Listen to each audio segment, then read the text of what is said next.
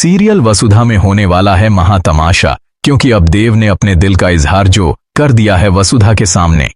Serial में अभी तक हमने यही देखा है कि वसुधा देव के पास इतनी सुंदर तैयार होके जाती है, उसको केवल फोटोशूट का पता होता है। उसको अविनाश ने यही बताया होता है कि कोई फोटोशूट करना है, जिस वजह से उसे देव के पास जाना है। अब वह चली तो जाती है, सब चीजें देख के बेहद खुश होती है। देव उसे प्रपोज भी कर देता है, लेकिन जब देव उसे शादी करने के लिए प्रपोज करता है तो वसुधा उदास हो जाती है।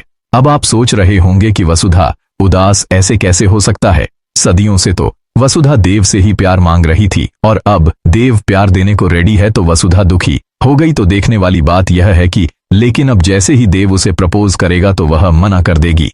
वह कहेगी कि मैं देवी हुक्म के खिलाफ नहीं जा सकती। देवी हुक्म ने मुझे मना किया है आपके साथ रिश्ता बनाने को, और देवी हुक्म की अगर रजामंदी नहीं है तो मैं आपसे कोई रिश्ता नहीं बना पाऊंगी।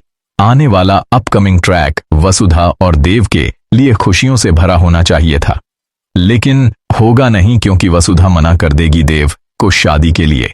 वो यही कहेगी कि देवी हुक्म ने मुझे पहले ही कह रखा है कि मुझे अपने दायरे में रहना चाहिए, क्योंकि मैं एक नौकरानी हूं और आप मालिक हैं, और आप मालिक और नौकरानी के बीच में ऐसा कोई भी रिश्ता नहीं हो सकता। अब इस बात पे देव बहुत ज्यादा दुखी हो जाता है और वसुधा से कहता है कि वसु तुम टेंशन मत लो, मैं मासा को मनाऊंगा। लेकिन वसुधा है कि मानती नहीं है।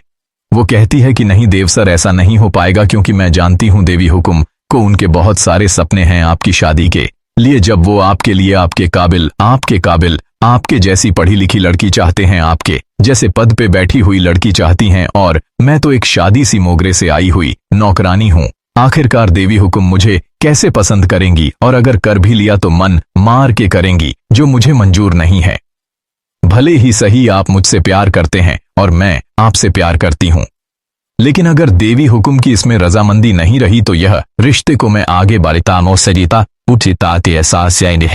ढा नहीं पाऊंगी।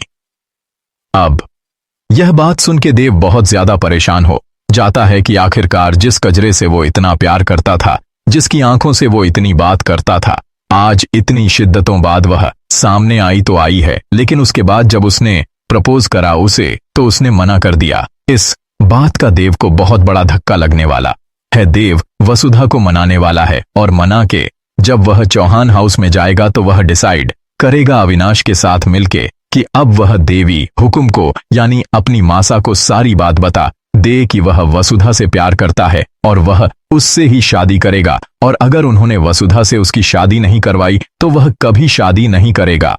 अब देवी हुक्म के पास जब यह बात पहुंचती है, जब देव डर डर के पूरी प्लानिंग बना के मासा के सामने यह बात रखेगा, तब क्या होगा बवाल चौहान हाउस में, यह तो देखते ही बनता है।